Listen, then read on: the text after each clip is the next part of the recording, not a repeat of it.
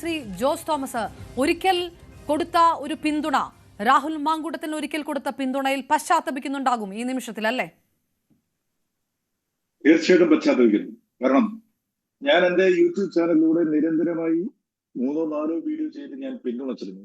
അതിന്റെ കാരണം രാഹുൽ മാങ്കൂട്ടത്തിൽ രാഷ്ട്രീയത്തിൽ വളർന്നു വരുന്ന ഒരു താരമാണ്, ഒരു സൂര്യോദയമാണ് എന്ന് കരുതിയിരുന്നു.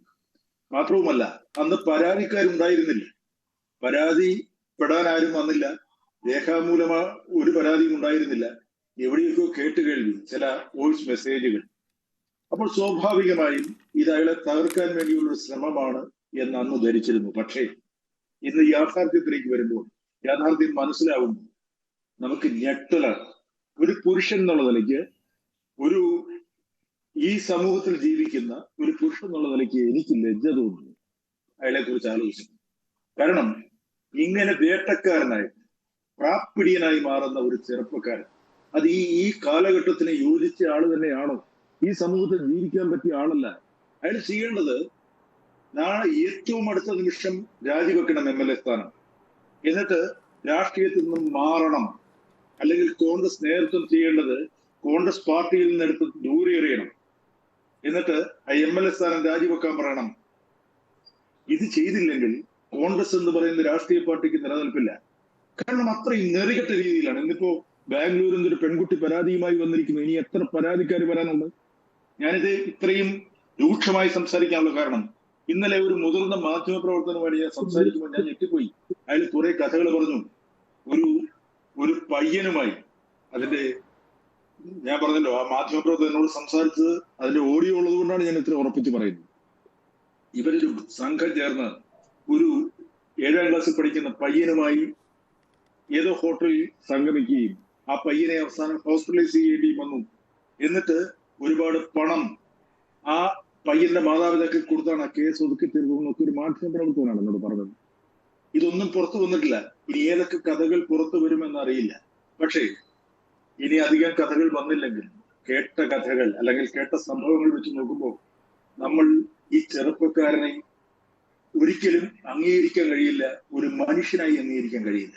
അത്രയും വൃത്തികെട്ട രീതിയിലാണ്. ഏത് സ്ത്രീയെ കണ്ടാലും ഉടനെ ഒരു ആഗ്രഹം പറയുക. എന്നോട് ഈ മാധ്യമപ്രവർത്തകൻ പറഞ്ഞത്, ഈ കോൺഗ്രസിൽ തന്നെയുള്ള ഒരു അവരുടെ എന്താണ് പറയാ, സോഷ്യൽ മീഡിയ കൈകാര്യം ചെയ്യുന്ന ഒരു സ്ത്രീ വിവാഹിതയാണ്. അവരെ പരിചയപ്പെട്ടപ്പോഴേ ചോദിച്ചത് നമുക്കൊന്ന് കൂടണ്ടേ.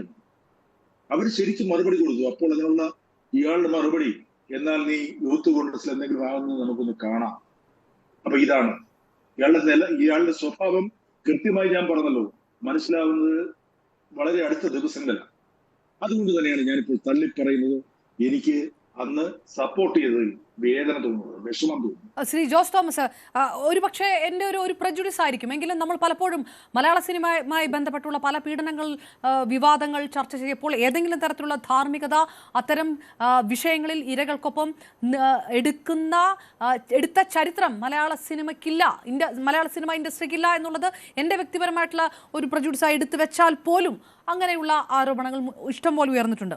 ഇപ്പോൾ പറഞ്ഞ പോലെ യൂത്ത് കോൺഗ്രസിലെ വനിതാ നേതാക്കന്മാർക്കെതിരെ, മുതിർന്ന കോൺഗ്രസ് വനിതാ നേതാക്കന്മാർക്കെതിരെ ഒക്കെ ഉണ്ടാകുന്ന രാഹുൽ മാങ്കൂട്ടത്തിലിൻ്റെ സമീപനം, അവരുടെ പ്രതികരണങ്ങളെല്ലാം വന്നതിന് ശേഷവും വലിയ പിന്തുണ കൊടുത്തത് സിനിമാ മേഖലയിലുള്ളവരാണ്. ഈ ചടങ്ങുകൾക്ക് പോയും സോഷ്യൽ മീഡിയ പോസ്റ്റ് ഇട്ട് ഇരകളെ ധാർമ്മികത പഠിപ്പിക്കാനൊക്കെ നടക്കുകയായിരുന്നു ഈ പലരും. ഇപ്പോൾ രാഹുൽ കാറിൽ പോയത് അതൊരു നടിയുടെ കാറാണ്, ആ നടിയെ കൂടെ ചോദ്യം ചെയ്യുന്ന രീതിയിലേക്ക് പോലീസ് നീക്കം തുടങ്ങിയിരിക്കുന്നു എന്ന് പറയുമ്പോൾ ഇത് വീണ്ടും മലയാള സിനിമയിലേക്ക് തന്നെ വന്ന് ചേരുന്നു ഈ പാപഭാരം എന്നുള്ള കാര്യമുണ്ട്. കോൺഗ്രസിനെ സംശയമുള്ള ഞങ്ങൾ ഇനി എന്ത് ചെയ്യും എന്ന് ചോദിച്ച് നിൽക്കുമ്പോൾ പോലും ആരെങ്കിലുമൊക്കെ തണലൊരുക്കുന്നത് സിനിമയുടെ ലേബലിലാകണോ? അപർണ, രാഷ്ട്രീയത്തിലായാലും സിനിമയിലായാലും ഏത് മേഖലയിലായാലും അവിടെ മാലിന്യങ്ങളുമുണ്ട്, നല്ലവരുമുണ്ട്. അതാണ് ഇപ്പം മനസ്സിലാക്കേണ്ടത്. ഒരു നടിയുടെ കാറിലാണ് മറ്റൊരു പെൺകുട്ടിയെ പീഡിപ്പിക്കാൻ വേണ്ടി ഇയാൾ പോയത്, ഇയാളെ കൊണ്ടുപോയത് ഒരു നടിയാണ് എന്ന് പറയുമ്പോൾ ലജ്ജാകരമാണ്. അത് സിനിമാ നടിയായി പോയി. ഇപ്പോൾ ഞാൻ പറഞ്ഞില്ല, ഒരുപാട് സിനിമാ നടികളുണ്ട്. ഒരു സിനിമയിൽ തല കാണിച്ചാൽ പോലും സിനിമാ നടിയായി, അല്ലെ നടനായി. അതുകൊണ്ട് ഇവരെല്ലാം സിനിമയുടെ ലേബലിലാണ് അറിയപ്പെടുന്നത്. അതുകൊണ്ട് തന്നെ സിനിമാ രംഗം നാണക്കേടിൽപ്പെടുന്നു. പക്ഷേ ഇവിടെ രാഹുൽ മാങ്കൂട്ടത്തിനെ കുറിച്ച് പറയുമ്പോൾ കോൺഗ്രസ് പാർട്ടി അതിനകത്തൊരു നല്ല നിലപാടാണ് ആദ്യം തന്നെ സ്വീകരിച്ചത്. അങ്ങനെ സ്വീകരിക്കാൻ ഒരു കാരണം, ഇപ്പോൾ വെളിയിൽ വന്ന പരാതികളെക്കാൾ കൂടുതൽ പരാതികൾ അവർക്ക് ലഭിച്ചിട്ടുണ്ട്, നേരിട്ട് തന്നെ ലഭിച്ചിട്ടുണ്ട് എന്ന് ഞാൻ പറഞ്ഞല്ലോ. നേരത്തെ പറഞ്ഞതുപോലെ ഒരു മാധ്യമപ്രവർത്തകനോട് പറഞ്ഞത്, കോൺഗ്രസിലെ തന്നെ ഒരു നേതാവ് VD സതീശന് മുമ്പിൽ പൊട്ടിക്കരഞ്ഞെന്നാണ് പറയുന്നത്. അദ്ദേഹത്തിന്റെ മകളെ വിവാഹം കഴിക്കാമെന്ന് പറഞ്ഞ് പ്രലോഭിപ്പിച്ച് കൂടെ കൂട്ടി ഒടുവിൽ പറഞ്ഞു, നിങ്ങൾ മറ്റൊരു ജാതിയാണ്, ഞാൻ നായരാണ്, അതുകൊണ്ട് എനിക്ക് വിവാഹം കഴിക്കാൻ പറ്റുമെന്ന് പറഞ്ഞ ആ കുട്ടി മാനസികമായി തകർന്നു. അവളുടെ ഒരു ട്രോമ കണ്ടിട്ട് ആ അച്ഛൻ, അദ്ദേഹം രാഷ്ട്രീയക്കാരനാണ്, രാഷ്ട്രീയ നേതാവാണ്, VD സതീശന് മുമ്പിൽ പൊട്ടിക്കരഞ്ഞെന്നാണ് എന്നോട് ഈ മാധ്യമ പ്രവർത്തകർ പറഞ്ഞത്. അപ്പൊ VD സതീശൻ ഇങ്ങനെ ഒരു നിലപാടെടുക്കാൻ കൃത്യമായ കാരണങ്ങൾ ഇതൊക്കെ തന്നെയാണ്. ഇയാളൊരു വെറും വെറിയനാണെന്നും ആരോടും ആത്മാർത്ഥതയില്ലാത്ത ആളാണെന്നും കൃത്യമായി തെളിയിക്കപ്പെട്ടിരിക്കുകയാണ് ഈ ഇൻസിഡന്റിലൊക്കെ. കാരണം ഇങ്ങനെയുള്ള ആളുകൾ സമൂഹത്തിൽ ഉണ്ടാവാൻ പാടില്ല, സമൂഹത്തിൽ ഞെളിഞ്ഞു നടക്കാൻ പാടില്ല. ഒരു രാഷ്ട്രീയ നേതാവായാലും സിനിമാ നടനായാലും സിനിമാ നടിയായാലും ഇത്തരം വൃത്തികെട്ട ജന്മങ്ങൾ ഉണ്ടാവാൻ പാടില്ല. അത് നമ്മൾ ഈ സമൂഹത്തിൽ ഉണർന്നു പ്രവർത്തിക്കുന്നവർ എടുക്കേണ്ട ചില നിലപാടുകളാണ്. ഇങ്ങനെയുള്ള നിലപാടുകൾ ശക്തമായി എടുത്തുകൊണ്ട് ഇത്തരക്കാരെ മാറ്റി നിർത്തണം, അകറ്റി നിർത്തണം, ഇവരുടെ തനിനിറം ഈ സമൂഹത്തിന് മുമ്പിൽ വെളിപ്പെടുത്തണം. അപ്പൊ അപർണ പറഞ്ഞു, സിനിമയില് ഇരകൾക്കൊപ്പം ആര് നിൽക്കുന്നില്ല എന്നൊരു എന്താണ് അങ്ങനെ പറയുന്നത് ശരിയാണെന്ന് എനിക്ക് തോന്നുന്നു. ഇരകൾക്കൊപ്പം ഉണ്ട്. പക്ഷേ ഈ വേട്ടക്കാരൻ എന്ന് പറയുന്നത് കുറ്റപ്പെടുത്തുന്ന ആളുകൾ ശരിക്കും അവർ വേട്ടക്കാരാണോ, അവരതിൽ ഉൾപ്പെട്ടിട്ടുണ്ടോ? കേസ് വന്ന് ശിക്ഷിക്കപ്പെട്ടതിന് ശേഷമാണല്ലോ നമ്മളത് കണ്ടെത്തുക. അതിനു മുമ്പ് ചില കേട്ടുകേൾവികളുടെ അടിസ്ഥാനത്തിൽ ചിലരെ വേട്ടക്കാരാക്കുമ്പോഴാണ് അവർക്ക് അനുകൂലമായിട്ട് ചിലർ സംസാരിച്ചു പോകുന്നത്. അതായത് എല്ലാ കാലത്തും സിനിമാ രംഗത്തായാലും ഏത് മേഖലയിലായാലും ഇരകൾക്കൊപ്പമാണ് ബഹുഭൂരിപക്ഷവും. എന്നാൽ ഈ ഇരകൾ തന്നെ ഇത് യാഥാർത്ഥ്യബോധത്തോടെയാണോ പറയുന്നത്, അതോ കൊടുക്കാൻ വേണ്ടി പറയുന്നതാണോ? അങ്ങനെയുള്ള സംശയങ്ങൾ ഉണ്ടാവും.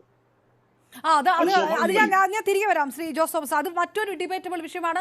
ഹേമ കമ്മിറ്റി ഉയർത്തിക്കൊണ്ടുവന്ന കേസുകൾക്ക് വരെ എന്ത് സംഭവിച്ചു എന്നുള്ളത് നമുക്ക് അറിയാവുന്നത് കൊണ്ട് അത് മറ്റൊരു വിഷയമാണ്. അതിലേക്ക് ഞാൻ ഇപ്പോൾ കടക്കുന്നില്ല. നമുക്ക് രാഹുൽ മാങ്കൂട്ടത്തിന്റെ വിഷയത്തിൽ നിൽക്കുന്നുണ്ട്. അഡ്വക്കേറ്റ്